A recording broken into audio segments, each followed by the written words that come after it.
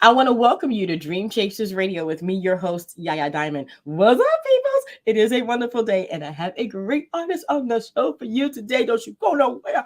What?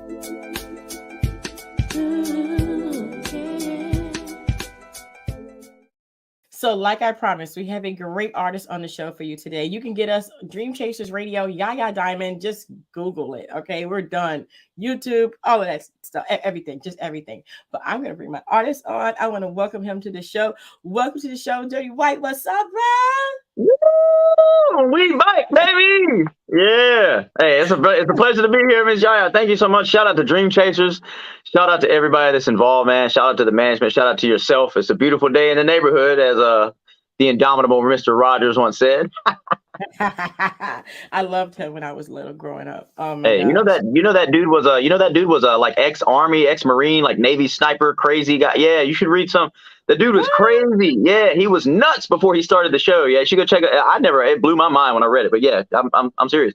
Oh my He was God. a hard body dude before he started the Mr. Rogers show. Yeah. Oh my God. Yeah, I'm gonna definitely have to look that up now. You've intrigued me. I have to Oh, I have to satiate this Yeah, here now. But thank you so much for being on the show. I appreciate it. Hey, it's a blessing to be here. We're, like we said, we're up, we're breathing, we're chasing this music, we're blessing folks out here. Shout out to you and your platform, for being able to put artists on. We need it, all the love we can get. Shout out to my management team, Sean Bonner, Anthony Burkett, my publicist, Miss Tara Thomas, and Miss Lily, as well as Miss Annie Herban for hooking us up, man. It's a beautiful day once again. Let's get it popping. That's right. That's right. And I want to get back into the beginning of this whole journey for you. When did you know that you wanted to do music as a living? That's a good question. I was probably, so just to crack it wide open, I'm 28 now. I'm 28, and I think the first time that I actually thought it was realistic, let's say that. So I've been dreaming about being a rock star since I was a little kid. I mean, I know everybody has dreams. Oh, I'm going to be a fireman. I'm going to be me. I grew up in the church. So I was the little 6-year-old, and for Jesus loves me, this I know, and so that music was always very integral in my emotional development and my own personality, right? But to answer your question, I would honestly say I've only been actively promoting myself and making this a career for probably about 4 or 5 years now. Wow. So around 22, 23 years old, we all go through our turbulence. We all have our teen years. We sow our wild oats. We do our crazy stuff, all this good stuff, but never letting music get too far to the side, right? But as time, gradually evolved on, there were a couple of key influences in my life. People that were around me are like, dude, you're too good not to do this. Like, why are you just playing for birthday parties when you're asked? You know what I mean? Why aren't you on the radio? Why aren't you on, Spotify? And so, shout out to those guys. Shout out to those guys, man. I tell you, wow. So obviously it was the people that you had surrounded yourself with that actually saw the talent before you did. When you saw the talent and you began doing this, I mean, what was it like for you? Was it like ding, ding, ding, ding, a light bulb went off like, yeah, you guys are right, man. Why was I waiting? Ooh, I don't know, man. That's hard to, I don't know. I should answer that question delicately. Let's just say that. So to be quite honest with you, to say the talent, like I knew about the talent really early. Like I was 12, 13 years old. My mom put me in piano lessons. Like, there were things that were done along the way that made me, very aware. And there were plenty of people around me. Like I said, I grew up in church. It's easy for, the church ladies will come up to you and give you a hug. Honey, you're so talented. You're going great places. But no one actually logistically tells you how to make it happen, right, as a career. So you kind of have to take that. But as years went along, like I think, honestly, one of the big first turning point moments was when I came back from, once I said I wandered up and down the East Coast. I did all kinds of crazy mess, there for years.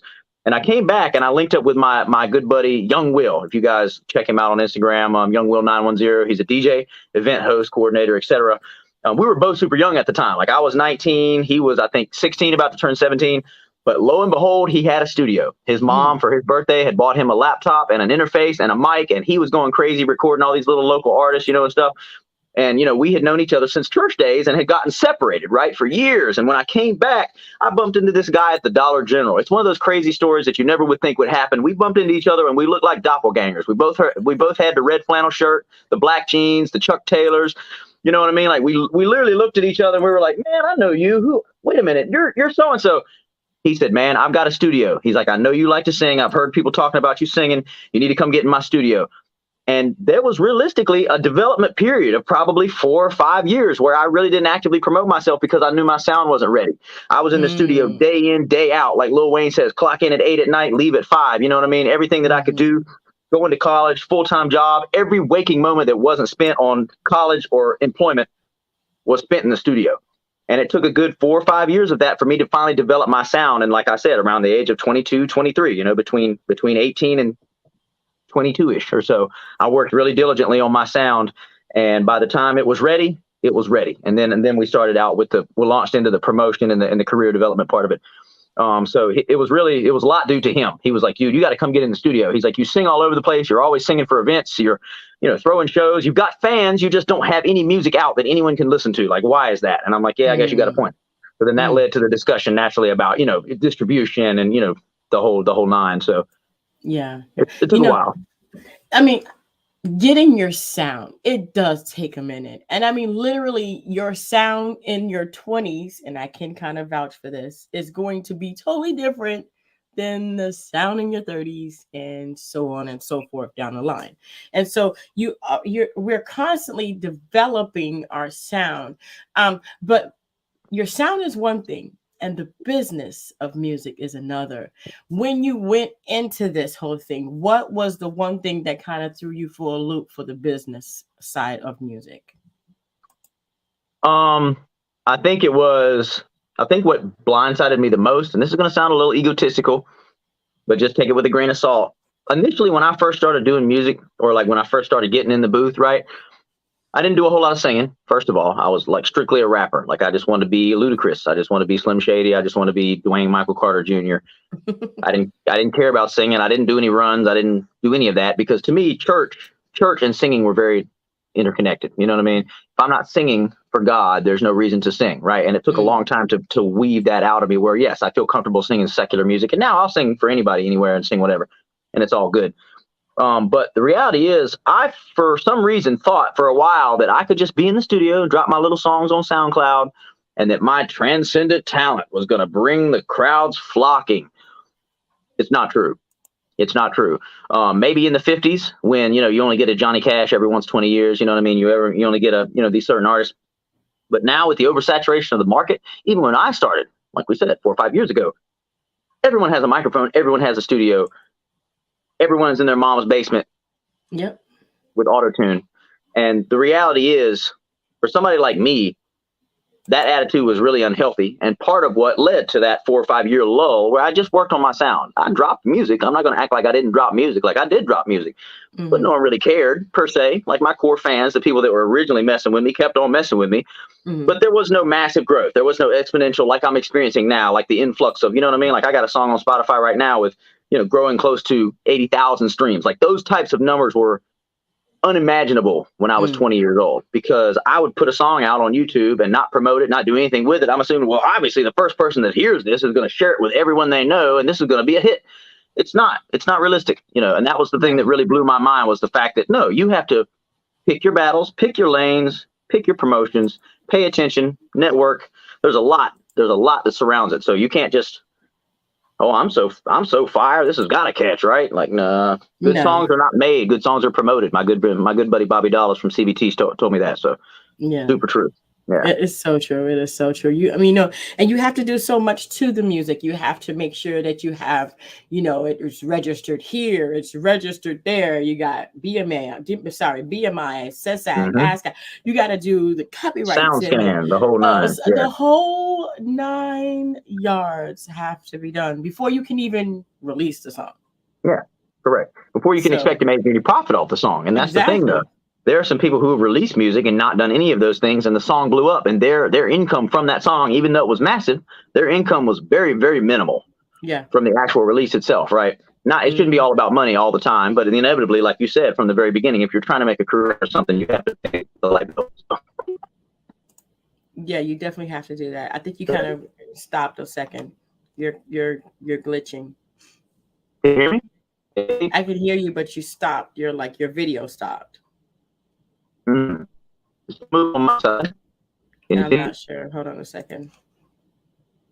Yeah, it's probably on your side because I don't see any indication of it being on my side. Mm. Log out. Okay, there you go. Your picture backed up. Okay, there you go. You're good. Good. Good. Okay, yeah. All right, sweet. Sorry about that. Yeah, I don't know what that was. No, it's okay. It happens. It happens. So, okay, so literally the ego, the all infamous ego gets in the way. And, the big head can't fit through the door. I've had it, I mean, people, they should hear you and it should go big. But it doesn't happen like that. Like you said, you do have to promote yourself. You have to put it out there. You have to get someone who knows what they're doing to do that. So moving forward, from that moment, you put out your first album, it got promoted. What happened after that? Because a lot of people don't realize how long it takes to actually move forward from just one song. Right. Yeah, no, it's a gradual process. And that's one thing that's super important too for any artists that are listening, for anybody that's tuned in. Shout out to every single one of you guys that are listening. But for any artists out there, that are chasing this thing, obviously there are accelerants, right? Like things that you can do to make that process happen faster. Mm-hmm. For me, it was a gradual learning curve because I'm at the point in my career where, once again, I'm under management. Like I have a promotions team and a publicist and a financier, people that are involved in, moving this train forward. But for the first good little bit of that, it's all on you. If you want to be an independent artist, if you don't have someone backing you, right? If you don't have someone on your side doing these things for you, you have to do it all yourself. So when I first started to drop music and really take my promotion seriously, I started local. Like I knew it wasn't going to happen immediately. I wasn't going to go straight to Billboard. So I gained quite a bit of local traction just by purely just signing up for every show that I could get my hands on. I didn't care whether I had to be paid to be in the show or whether I had to pay to be in the show or whether it was a free show. It didn't matter. At this point, I was still just rapping too, by the way. Like this was all bar play. Like there was no singing. This is not an R&B crowd. This is me spitting straight bars, right? Mm-hmm. And I went to show after show after show after show. And I probably did a year and a half worth of just local shows before I built up a substantial enough audience where people would actually come out to see me, right? Where I could pack out a small club, 30, 40 people would show up if I put something out and said, hey, I'm going to perform in 2 weeks over here. You know what I'm saying? It took a while. It took a while to get some local traction. But the greatest part about that is the entire time that was happening, as my audience was growing, as my network is expanding, as I was then gradually starting to expand and go to Charlotte and do shows, I was going to Atlanta. I was meeting promoters. Hey, well, I'm doing a show down in Florida, 2 months from now. You want to come be a part? It inevitably is going to happen like that. If you're dope, you have good energy, people are going to mess with you. They're going to bring you on. They're going to go, oh, yeah, I got this opportunity over here, and make it make sense for you. And as that gradually went along, I feel like the most important thing that I did during that entire time was I upped my quality. That's the first thing, too, on top of everything that I can say for artists now. Don't be afraid to put a budget on yourself. Mm-hmm. Don't be afraid to spend on yourself. When I first met my management right now, these folks that I'm managed by right now are taking me to heights that I never dreamed were possible. All right, there's some stuff coming up this year that I never thought that I'd be able to be a part of. It's a huge blessing. But the reason that they were attracted to me initially, when my buddy Brent Moore Gaskins, all right, phenomenal guy, great actor, IMBD certified. He's got a brand new movie out right now called Jack Be Nimble. You guys go check that out. He's the one that introduced me to Sean Bonner, my manager. And the reason that one of the main reasons that Sean said that he was attracted to me and wanted to bring me on as part of this project was because of my quality. I have an engineer in Charlotte. I have an engineer here in Wilmington, North Carolina, where I live. I have multiple videographers that shoot with red camera, 4K, phenomenal editors. Dropping budgets on videos, dropping budgets on songs so that when you turn me on Spotify, it doesn't sound like it was mixed by a 5-year-old. You know what I mean? Like you just have to do that. And inevitably, as time went along, that traction grows. People are going to realize that in essence, good music is going to sell itself. You have to promote yourself to stand out from the crowd. But once that momentum starts to shift, keep your quality up. Please keep your quality up. Pay your engineer. Pay your videographer. Don't shoot videos on your iPhone with no stabilizer in the backyard. You know what I'm saying? Like maybe I'm offending people. I don't know. I don't want to step on any toes, but hey, it's just reality. When you up your quality overall, your entire image is gonna benefit from that. Definitely, definitely. I had a gentleman on the show a while ago, and Amityville. Remember that Hmm. Amityville? Okay, so the first Amityville, actually, he was on my show. If you go back a couple, maybe like a year or two, you'll see it before the pandemic. He shot the first Amityville, him and his wife, on their iPhone. Wow. The whole thing. Even edited on Wow. his. He even edited it on the iPhone, and it hit the theaters. He became a multimillionaire, and then he took the iPhone and he shot the second one. So So he, it takes a lot, he says, but well, he let me just wanted say to. that then to just clarify, because once again, projects that come out in those type of circumstances, it it's all about the inequality. And so That's when I say right. don't shoot a video in your backyard, that's not to say anything about an iPhone or whatever method you're using. But if you're using the gimbal stabilizer, the right Oh, there editing you go software, again. You your went out again. quality is going to speak for itself. You went out for a second. Can you hear me? I can see you, but you're frozen. Okay, Hey, good. hold on. It's taking a minute. No, you're still frozen. Give me just a second. Let's see if I can, Yeah,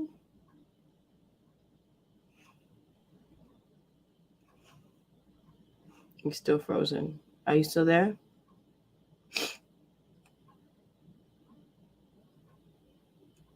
You moving? Okay, I yeah, I'm got you. here. Can you hear Okay. me? We're Yeah, back. I can hear Woo! you. Yeah, we're back. All right. So go Yeah. ahead and say that again. Now I'm gonna you go ahead and explain that, and then I'm gonna go ahead and explain why I said that. Right. Well, Okay. basically, what I'm saying is it's the inequality, right? Mm-hmm. That's what matters. When you put it on the screen, when you put it on the speakers, Yeah, quality is what matters. Quality is what definitely. matters. And so if somebody's on their iPhones shoot great video. Don't get me wrong. They Oh shoot yeah, 4K. That's why I made the designation of saying don't shoot it with no stabilizer, that's right. with no props, no budget, Mm-hmm. no, you know what I mean? Like that's just Yeah, take time with your product. You know what I mean? Don't be right. afraid to, because you can only drop it once. You know what I mean? There's no reason to rush it and make it hasty and make it sloppy. You know what I mean? Make sure that when you're dropping it, It chef's sounds kiss. it's Yeah. amazing. Yeah, he said that he actually it took him a while to edit it. It took him a while to get what he wanted out of it. He had to back it up on the computer to make sure he didn't lose it. He had stabilizers. He had to go, and then the second time around he had a crew, and he wanted to keep that continuity of using the iPhone. So, Mhm. but nowadays the technology that you can use on your iPhone is amazing with the stabilizers and this and the lights and the that. I mean, you can definitely do it all on your iPhone. And like you Yeah. said, just make sure you know what you're doing and you have the equipment to do it with, because there are many, many programs and reporters now that use their phones to report news. You just don't know what what it Yeah. is. No, Yeah. absolutely. The quality is definitely Oh there. The yeah. technology has evolved. Oh I yeah. just want I just want artists to I really want artists to understand that it's so important to take pride in your work. You know what I Oh mean? yeah. To when you put something out, that you've taken the proper precautions to make sure that when it hits, if I can put it on a big screen and look at it, make it That's quality, right. make it count. That's right. Make it Yeah. count, make it count. And no matter what I mean, everybody has to begin from somewhere. And where you are today, what kind of advice do you give to people, that may not have a budget? They don't have a manager. They've never really performed, but they're great. Everybody tells them they're great. But what should they do? Well, I think networking is the key. Networking is really the key. If you have good energy, if you're someone who's able to communicate effectively, right? Um, if you don't have a budget, obviously it's got to come from somewhere, right? And me Mm-hmm. originally, I saved for months Mm. on the side, scraping pennies as I could to put together a decent enough budget to shoot a video that made sense, right? And I'm not gonna lie, my very first video I shot for $500. Mm-hmm. $500, and to me that was a lot of money at the time, right? Oh, $500, hey. that was a chunk. Mm-hmm. And I saved and I saved and I saved and I saved. And shout out to Keem Grady. Excuse me. Shot my very first music video ever. It's called Seasons Change. It's on my YouTube channel right now. Mm. $500 is all he charged me. He edited everything. We didn't pay a dime for any of the sets because, once again, networking. I found some people. I was like, hey, this is what I'm doing. You have a building. Do you know where, where I can go to shoot something like this? Like, can we, we went out in some nature stuff, went out by the river where it's public access. We literally shot in the rain. It was pouring down rain that day. And Keem Grady was shooting. He has the camera and the stabilizer, the big gimbal, and he had one of his buddies behind him with an umbrella, you know, trying to keep the camera out of the rain. Oh yeah, stuff like that. You know, that type of grassroots thing. Like if you have to save for a while, just save for a while. It's okay. You can, like I said, you can only put it out once. You know what I mean? Take your time. Once it drops, make sure that's the video right there. You know, that's the one. Yep. So we talked about your rapping and you rapping. When did you begin to sing? So I've been singing since I was like 6 or 7 years old. I grew up in the country. I grew up very, very conservative. I grew up very, very religious. I grew up, it was so extreme to the point where, like, you know, I used to have pen pals. Like I wasn't allowed to have a cell phone. Like I would write people, and my parents would read my letters before I could send them. And then they would read my inbound mail before I could read it, type thing. Like when I say conservative, I mean, like we didn't wear Nike because that's advertising for a heathen company. Like we couldn't even hang out with the church kids without supervision. Like even the church kids were too loosely their morals were too loose for us, for my parents' opinions. So it was something. I could tell you some stories, trust me, just to say that. But with that being said, music and religion, singing and religion specifically, because hip hop is beautiful in the sense that it's a fusion of poetry, music, feelings, soul. Like there's so many different elements that go together in hip hop, and that's one reason I fell in love with it. But to me, just to specifically sing, it was so hard to train myself that it's okay. You don't always have to sing about religious stuff. Right. And so when I started music, I didn't want to sing. I didn't want to be known for being a singer. To me, it was lesser than what I wanted to do. Right. I wanted to be a rapper. I'm the man's man. I'm saying? I just wanted to make gangsta music. That's all I wanted to do was make gangsta music. And a couple of key people around me. Once again, one of my good friends, Coley, owns a shop here in town. She's a great lady, and she said, "Landon, you sing. Why don't you do a singing album?" I didn't want to hear it. And then one of my best friends in the world, TVM Killer, came to me. He said, "Dude," he's like, "You know what you are?" He's like, "You're R&B curious." I'm like, "What does that even mean?" He's like, "You're R&B curious because all you do is rap for people, but then I hear you in the house singing all day long, and you sing to yourself, and you sing at weddings, and you sing at parties, but you refuse to sing on the microphone in a studio. You're R&B curious. You just won't admit it." He teased me and he teased me and he teased me until finally I said, you know what? I've had it. I'm sick of this. I'll put out an R&B album that'll make you shut up. Oh my gosh. He said, "Yeah, it will make me shut up. Put out an R&B album." So that's my Call Me When You Get This album. Once again, on all streaming platforms. You go find me on Apple Music, Spotify, DirtyWhite, all one word. It's super simple. There's an album back in 2019 called Call Me When You Get This. And completely self-produced, self-composed, self-performed, self-arranged. Nobody touched that album except the man that did the vocals, the guy that mixed my vocals, my engineer. He's the only person that laid fingers on that album other than me. Every bit of that album from top to bottom. I played all the instruments. I played all the synths, the drums, the rhythm, the keys, the bass, top to bottom, wrote everything, sung everything. I was very, very proud of that project and still am. There's some good songs on that album. And that was my launch. Right. And I still definitely continue to rap, and I still rap. I dropped a feature verse for my buddy, King J the Blunt Man, like about a month and a half ago, 2 months ago.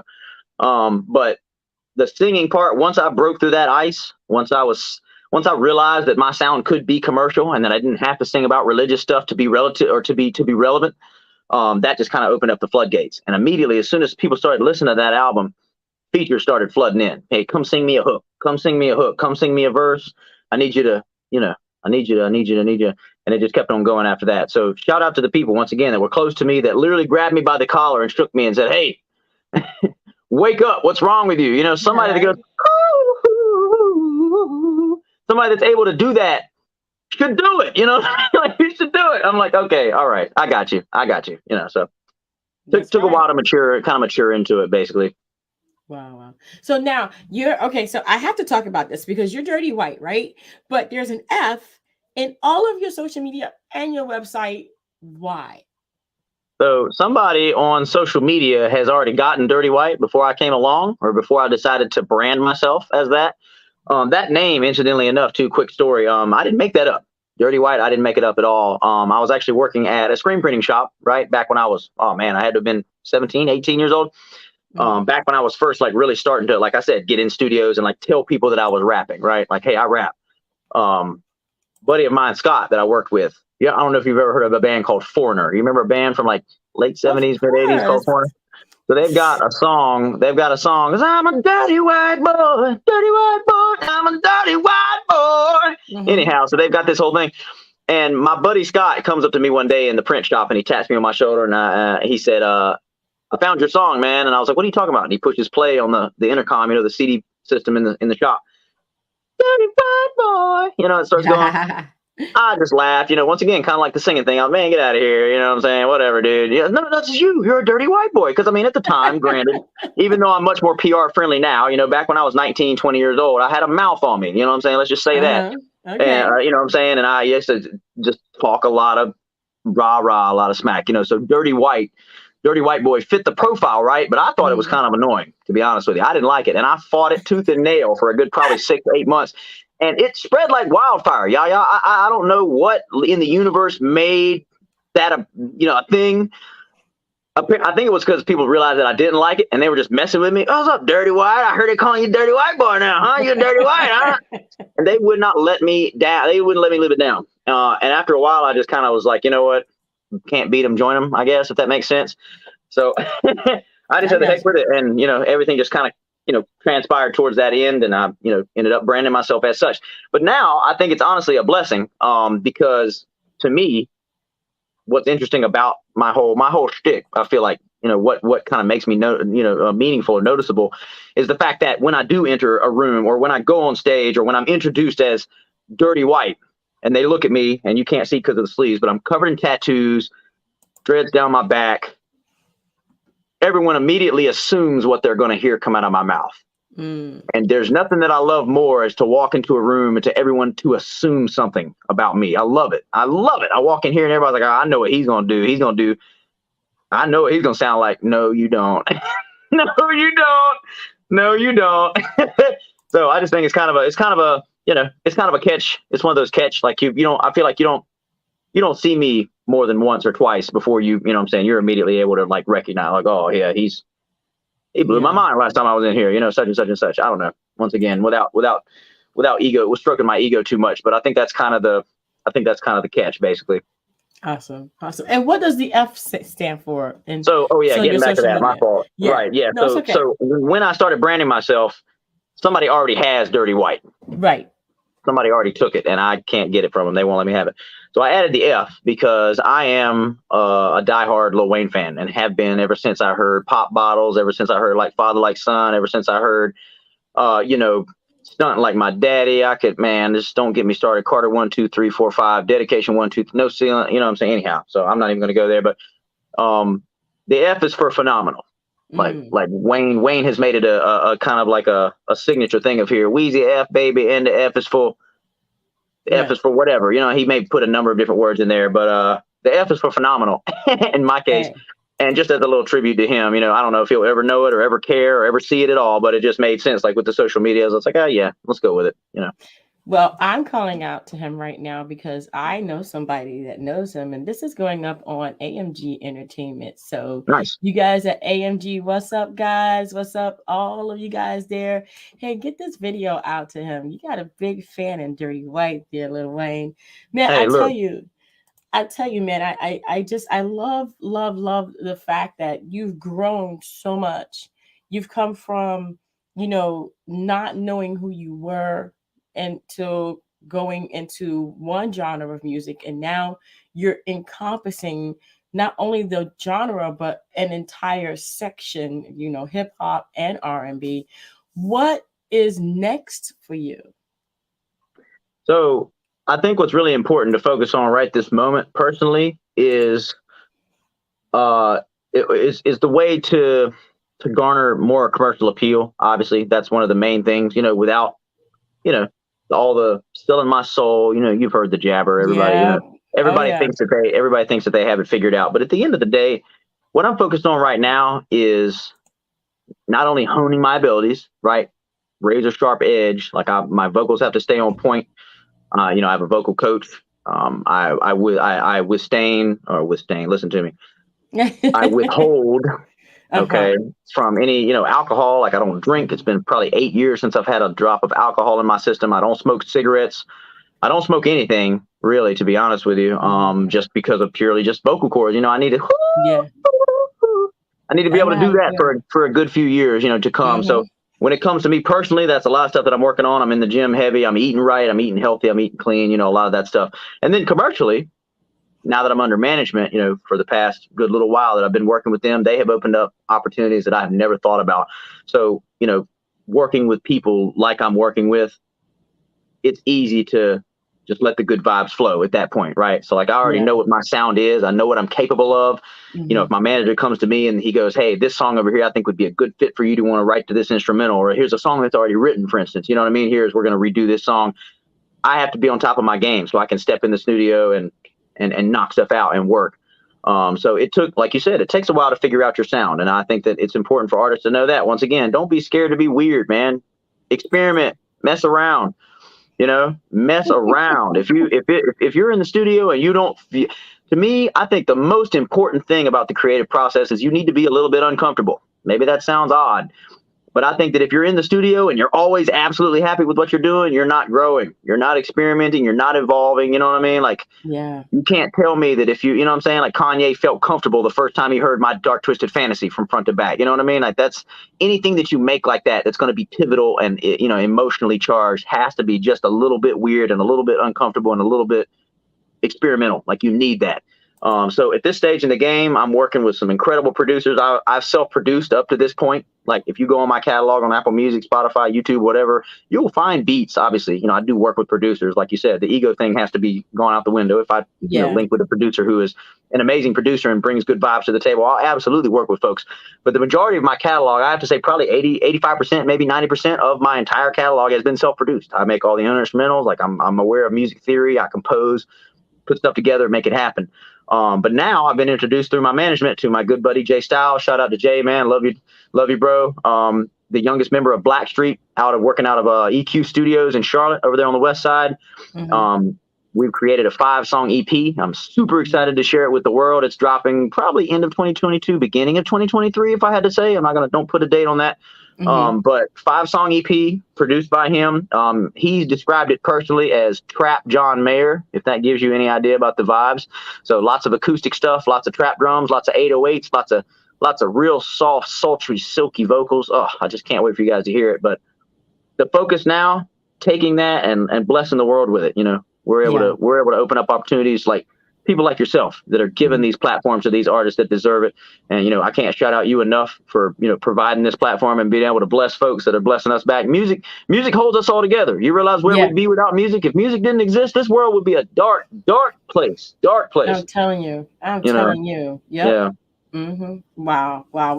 Congratulations on all the success. It's just, it really touches me to see people succeed. It really does. I love it. I started this platform for selfish reasons. It was just because I needed a boost. And I knew that people were out there like you that were doing things, and I wanted to talk to them. That's it. Yeah. I mean, like you said, you have to experiment. You have to go out there, being in the studio, singing. Sometimes you hit those wrong notes, but they're so high. You didn't even know you can get that high. You're like, wait a minute, what happened? Yeah. So if you don't, hey, look, beat it to death. Yeah. You do have to do that. You're saying. Yeah. Yep. You got to get it done one way or the other. If you're not making yourself just a little bit uncomfortable, are you evolving? Are you even evolving though? You know what I mean? Like, come on now. You're right. Well, DirtyWhite, thank you so much for being on the show. And guys, you can get him at dirtyfwhite.com or on social media, dirtyfwhite, for fabulous, fantastic, phenomenal, all the other good F words out there. Yes. Hey, real quick, can I do a couple of shout outs? You can do as whatever you want. So really quickly, I just want to say again, just from the beginning, I want to shout out Miss Annie Herbin. She's a phenomenal person. She's been full steam ahead with us ever since we were introduced. My manager, Sean, put me on with her. She's the one who set us up and got us connected for this interview. Thank you, Miss Annie. I love you. Shout out to, once again, my management, Sean Bonner, Anthony Burkett, Miss Tara Thomas and her publishing agency, and her assistant, Miss Lily May, is being phenomenal. I want to shout out Brent Moore Gaskins for bringing this all together. he A&R'd this whole connection as far as my management is concerned, as well as his beautiful lady, Miss Ebony Joy. Thank you, Miss Ebony. You're phenomenal. She was part, bringing us all together, making this all happen. I want to shout out CBT Studios. This is where I currently am. That's where I'm my home base. I'm one of 3 people that maintain and pay for CT Studios to operate and be owned, independently. It's a place where I'm able to, come in here and be as uncomfortable as I can, right, while I'm creating. And, it's just a great place to call home. It's phenomenal. I just want to shout out my man TVM Killa, as well as DJ Young Will. Like I said from the beginning, we're going great places. We're going great places. This is just the beginning. The heights that we're at now is nothing compared to where I've been, but it's nothing compared to where we're going either. So thank you so much, Miss Yaya, for having me on. And it's been a great time. Absolutely. I love it. And it's been a wonderful time of great questions, I might add. Oh, yeah, no doubt. No doubt. Better than I've had. Let's just say that. I want to thank you so much, DirtyWhite. Don't go anywhere and don't leave the platform. I'm going to go ahead and talk to you after the show. I want to thank you guys so much for tuning in. It's been such a wonderful, wonderful interview. We have all of his information in the description box below. So if you want to go and check it out, just go ahead and follow and like and all that good stuff all over social media. It's DirtyWhite or DirtyWhite.com. Thank you again so much for tuning in. And go buy some merch. Yeah. Did he say that? Go buy some merch. Do what you got to do, brother. Do what you got to do. Until next time, guys, don't forget to dare to be different. Bye.